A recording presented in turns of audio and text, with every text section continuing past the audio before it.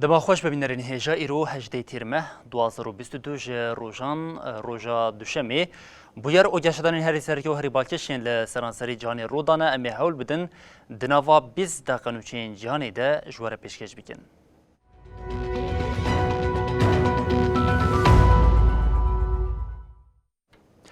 بله جارکتن دما خوش ببینرین هجا دمک کو دولت ترکیه داگیرکر گفن اپراسیونک نو لدشی باکوری سوریه دخواه چاف به جارک ده و گریانه لسر ایرانی سروک رژیم ترکیه اردوغان جبو هفدیتنا لگل لیدرین ایران و روسیه لسر یا طهرانیه چاف درین سیاسی شدبیجن هفدیتنا ده وی دمیده نتصادفیه.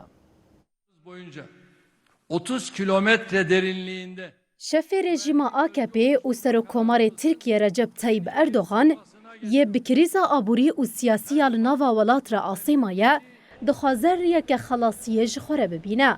Erdogan vê yekê ji mîna demên derbasbûyî bi guhertina bala civakê ya ji bo yerên derveyî sînorê xwe dixwaze pêk bîne. Erdogan sibe li paytexta Îran Tehranê wê bi Serokkomarê Îranê re İbrahim Reîsî û serokê Rûsya Vladimir Putin re bicive. Rojava sereke ya civîna sê alî bazara li ser Sûriyeyê ye. Li gorî daxuyaniya Wezareta Karê Derve a Tirkiye, Erdogan îro ji bo civîna Konseya Hevkariya Asta Bilind a Tirkiye-Îran a heftemîn wê li Îranê be. Di roja duyemîn de wê Erdogan beşdarê civîna di formata Astanayê de tê li dar xistin bibe.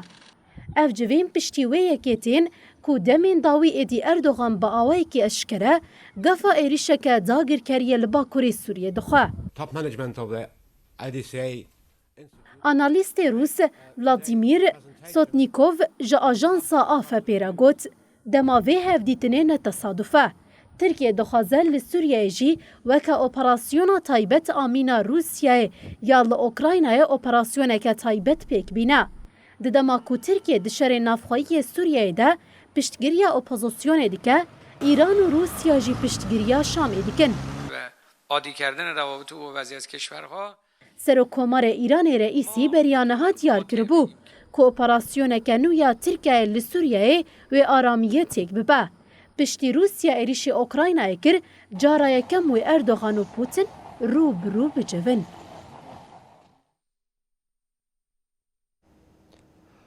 سریلانکا ji krîzan xelas nabe di demeke ku welat bi helweşandina desthilatdariya salan ya malbata Rejapaksayê re êdî rûbirûmaye di vê çarçoveyê de êdî herî dawî Serokwezîrê Demkiyê ku ji bo rêvebirina welat hatiye erdiyarkirin raniyel xwe ji bo astankirina xwepêşandanên li welat têne kirin rewşa awarteya ku ragihandî dirêj kir. Sri Lanka di nava krîzeke giran a siyasî û aborî de diperpite. Ranil Wickremesinghe ku piştî serokdewlet Gotabaya Rajapaksa ji welatê xwe re viya û îstîfa kir, li Sri Lankayê weke serokê dewletê yê demkî hat erkdarkirin. Ranil biryar da ku rewşa awarte ya ku ji ber protestoyan hatibû ragihandin dirêj bike. Li welatê ku rewşa awarte hate îlankirin, rayeya binçavkirin û girtina guman baran ji leşkeran re hat dayîn. Di heman demê de destûr hat dayîn ku serokê dewletê li derveyî qanûnên heyî ji bo ewlehiya welêt biryaran bigire.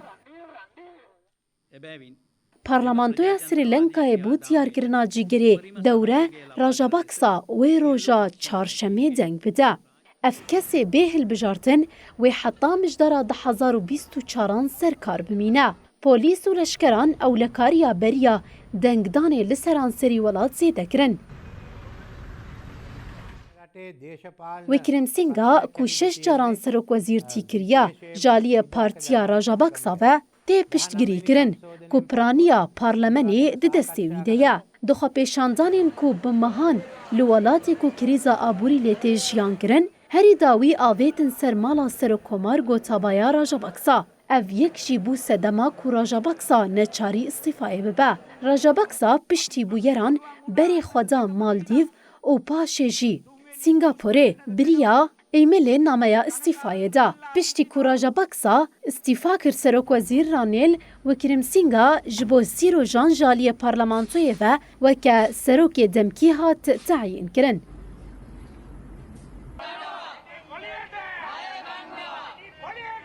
لبلی پشتی تعیین کرنا و کرمسینگا آلوزی دی سرابو.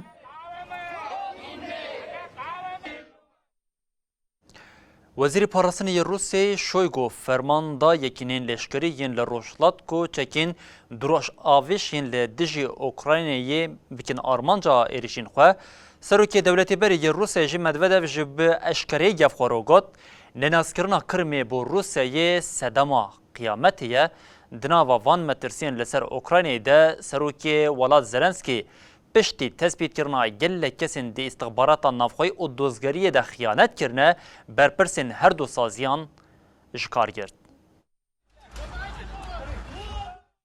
نیشانه شریل اوکراینا ایدی بدریجاهی سالی را خویادکه.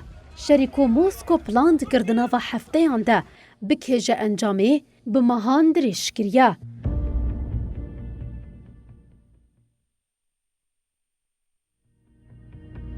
لگوری داخویانیا وزارت پاراستنیا روسیا شویگو سرپرشتیا یکینه لشکریا روسیا یا روشلات کرد و بشداری شریل اوکراینا بو. شویگو بالکشان سروه یکی کودوی ارکن ایریشه یم و یکینه بخورد کرن. و فرماندار یکینه کموشکن دراویج و توباویجین ارتشا اوکراینای بچکن خوی نوجن تیگ ببن. وزیر شویگو هفته ابوری یکینه لشکری ین روسیا ین باشور و ناوندا ین کو بجداری شریل اوکراینای بون کنترل کرد و دست نشان کرد که پیشروجی ده چالاکیان خوی ین لشکری زیده بکن. Фашистом был там жесткий и бесповоротный.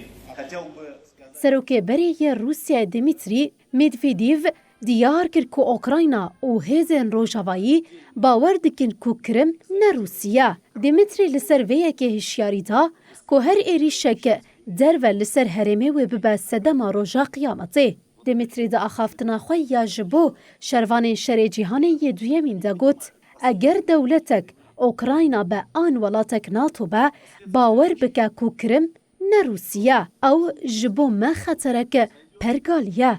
بوان گوتنین خواه نای زانین کو مدویدیو گفا کارانینا چک نوکلері خواریه یا نا. Що він робив протягом цих місяців і також раніше. سروکومار اوکراینای ولودیمیر زلنسکی راگهاند که سروک سرویسا اولکاریا اوکراینای ایوان باگانوف و دوزگرا گشتی ایرینا وینیسیتووا جکار هاتنه دورخستن. زلنسکی گوت بیتری شیست برپرسین کو د سرویسا اولکاریا اوکراینا و ویسا دوزگری ده دخبتن لحرمی دبن داگرکاریا روسیا لدشی اوکراینا اپراسیون دکن و 651 دوزین خیانتی و هفکاریا بدشمن را هاتنه وکرن. لأوکراینا شفی بری یه سرویسا اولکاریا اوکراینای یه کرمی اول کلنجر روژه بری هات بو گرتن. زلنسکی دا خافتنا خویا ده ده گوت جبو اخبار کرنا وی کسی بگومان خیانتی دلیلین تیرکر هاتنه برهف کرن. همو کریارین سوجین وی دیار دکن ببلگیی دستی وانده یا. Дії та будь-яка бездіяльність кожної посадової особи в секторі безпеки і в правоохоронних органах будуть оцінені. Відповідна інспекція правоохоронних органів вже має перші результати і буде продовжуватись.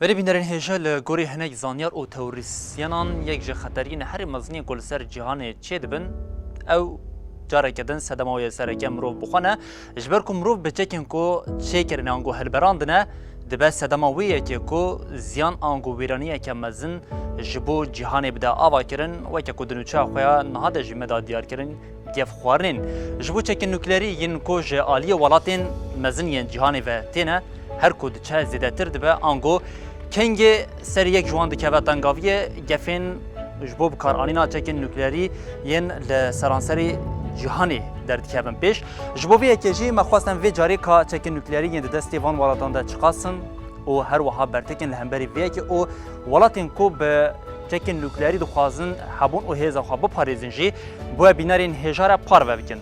بلێ چەکێ نوکلیری مە خەتەریا وێ کێمێکێ جی بە ئانی زمان لە سەرانسەری جیهانê neh welatên ku xwedî serkên çekên nukleerî hene ku ev welat jî dewletên Yekbûn Amerîka, Rusya, Çîn, Brîtanya, Fransa, Pakistan, Hindistan, İsrail û Koreya Bakurin. Di sala 1968 de yekî tîrmehê de bû ku peymana pêşîgirtina belavbûna çekên nukleerî ji ber metirsiya wê hate îmzakirin û ev peymana ku bi navê NPT di sala 1970 de jî kete meriyetê lê ev yek dadiyarkirin ku peymanê ji tenê nekarî rê li ber çekên nukleerî bigire. Çekên nukleeriyên ku li seranserê cîhanê bi yek du piştî tabaxa 1945 carê yekemîn dewletên Yekbûn Amerîka li dijî Japonyayê bikar anî metirsiya wê derket holê. Lê niha ev çekên ku bi yekê duê dest pê kirin ha li seranserê cîhanê li gorî daneyên di yekê çilêya 2022 de hatiye parvekirin bi qasî 12721 serikên nukleerî hene tenê ji vê yekê jî bi qasî ji sedî not di destê dewletên Yekbûn Amerîka û Rusyayê de ye. Lê Rusya di vê yekê de serkêşiyê dike bi qasî 5997 serikên nukleerî di destê Rusyayê de ye. Di destê Amerîka de jî bi qasî 5428 serikên çekên nukleerî heye. Lê ev dane ji sedî dehê din di destê heft welatên din de ye de ku ew yek jî Brîtanya bi 225 serikên nukleerî, Fransa bi 290, İsrail bi sedî ji not serikên nukleerî û her wiha di destê Hindistanê de jî bi qasî 156 serikên nukleerî angûyên çekên nukleerî hene ku weke gev xeteriya herî mezin ya li seranserê cîhanê têne dîtin. Belê li hemwextî vê yekê jî bi taybetî piştî şerê cîhanê yê duyemîn û metirsiya derketina çekên nukleerî êdî hewl hate danîn ku pêşî li van çekan were girtin ango belavbûna wê êdî were astenkirin û her ku biçe jî ev çek hîna zêdetir weren kêmkirin ku heta dawiya dawî bigihêje asta ku bi qasî were tunekirin. Belê em bi çend welatên din ango me qala çar welatên din kir tenê li vir jî sê welatên ji sedî deh çekên nukleerî di destê wan de mayî hene. Ew jî Pakistan bi qasî 165 serikên nukleerî di destê wê de heye. Koreya Bakur ku bi nûçeyên ku di ji destpêka salîhatan ha weke rojeveke sereke derketî pêş bi qasî 20 çekên nukleerî serikên çekên nukleerî di destê wê de ne. Çîn jî bi qasî 305 serikên nukleerî di destê van welatan de ne. Her çi qasî di dema derbasbûyî de jî hatibe ragihandin ku çekên nukleerî were kêmkirin. Lê li gorî lêkolînên ku ji aliyê sazî navnetewî ve têne kirin metirsiya wê yekê heye piştî şerê niha li Ukraynayê dewam dike. Welatên weke Fransa, Brîtanya careke din qada vekirina navendên ji bo hilberandina çekên nukleerî tê kirin û ev yek jî metirsiya heyî hîna dide zêde kirin. Lê di dema derbasbûyî de dema ku em temaşe dikin di sala 1952 ango piştî 1945 êdî cîhanê zanîbûna çekên nukleerî hîn bu o bandora wiya li seranserê cîhanê dît bi taybetî li bajarê Hiroşîma û Nagasaki yên Japonyayê vê carê Rusya jî di sala 1949 de yekemîn çeka xwe ya nukleerî bi kar anî ceriban û di sala 1952 de ew yek du çekên nukleerî serikên nukleerî veguherî bi qasî 1955 di sala 1960 de ev yek derbazî 22,000 zêdetir bû. Di 1970 de gihişt 8000 di sala 1980 de êdî ev dane gihişt 7354 piştî hilweşandina Sovyetê ango di sala 1992 de êdî peymanên ji bo pêşîgirtina çekên nukleerî ket meriyetê êdî dane hêdî bikêm bûn ji 7000 da ket 52 piştî sala 2000 da ket 4 2010 hîna dane baştir bûn da ket 21000 û herî dawiyê jî di sala 2021 de jî ev dane derket bi daket bi qasî 13106 serikên nukleerî. Belê li gorî lêkolînên ku herî dawiyê ji aliyê Enstitûya Lêkolîna Aştiyê ya navnetewî ya Stockholmê Siprî ve hatiye kirin ku دنافا 10 سالên bêde wê ev dane hîna zêdetir bibe ji ber ku hewldaneke zêde ya li hemberî vê yekê têkirin em vê yekê ji li ser wê yekê zêde bikin ku helberandina çekên nuklerî ango bikaranîna çekên nuklerî wê bibe sedemeke ku metirsiya ku bi sedê salan ango nifşên gelek nifşên li pêşiya me wê berdila vê yekê bi awayeke geleke giran bidin ji ber wê yekê em dîsa bêjin serkeftina çekên nuklerîya ji bo tuwalatekê wê nebe ya ku winda bike wê cîhan bixwe be. Ji ber wê yekê em ji metirsiya çekên nuklerî derbasî metirsiya yeketin bibin ew jî guherîna rewşa avhewa ya li seranserê cîhanê ye. Berîvînerên hêja li Awropa di nava demên dawiyê de bi yekê gotinê mirov dikare bêje dikele şewatên ku heyî zêde dibin li Fransa, li İspanya û li Portugalê êdî hikûmetên welat ketine nava rewşa awarte ji bo vemirandina agirê ku derketî li Brîtanyayê jî germahî di asta rekorya ku heta niha nehatî dîtin de ye.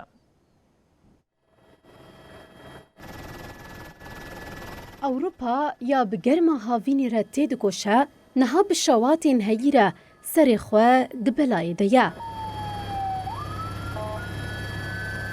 Hat ragihandin ku di du şewatên cuda yên daristanan ên ku roja sêşemê li herêma Grandê ya li başûrê Rojavayê Fransayê derketin û heta niha nehatine vemirandin herî kêm 11,000 hektar erd zirar dît. Ji ber şewatan zêdeyî 14,000 kes bû cihên nû hatin veguhestin. Meteorolojan ragihandin ku têpayîn ku îro rakorên nû yên germahiyê werin şikandin. Di heman demê de pêşbîniya germahiyê heya 40 pileyî li başûrê Fransayê tê kirin.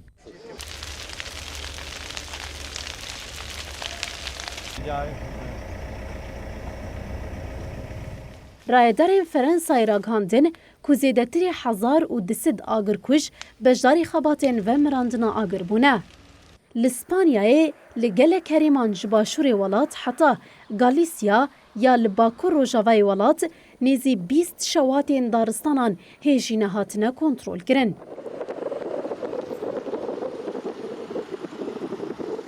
Li herêma Galîsyayê nêzî 4500 hektar erd zirar dît. Desthilatdarên xwecihî her wiha ragihandin ku 2000 hektar erd jî ji ber şewata daristanê bandor bûne.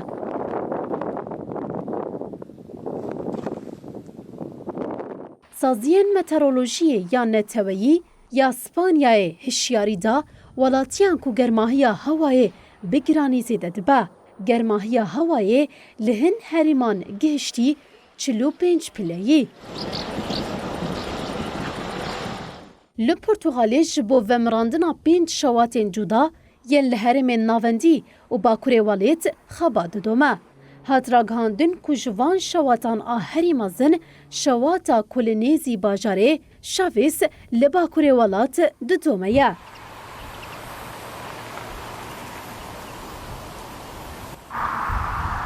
Wezareta Tenduristiyê ya Portugalê derengiya roja şemiyê ragihand ku di hefteya dawî de 659 kes ji ber germa zêde mirine. Hat diyarkirin ku li hin herêmên ku pirsgirêka giran a ziwatiyê lê heye germahiya hewayê ji 40 pileyî derbas bû. Li hinek herêman jî germahî bi 47 pileyî hate pîvan.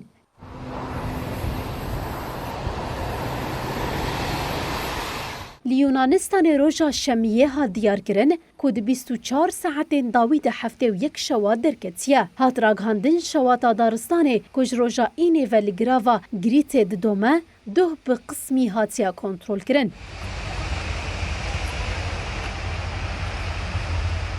Saziya Meteorolojiyê ya Ingîlîstanê ragihand ku ji bo duşem û sêşemê li hin herêman germahî ji 40 pileyî derbas dibe. Mudiriyeta Meteorolojiyê ku cara ewil alarma sor da ji bo germazî de hişyarî da.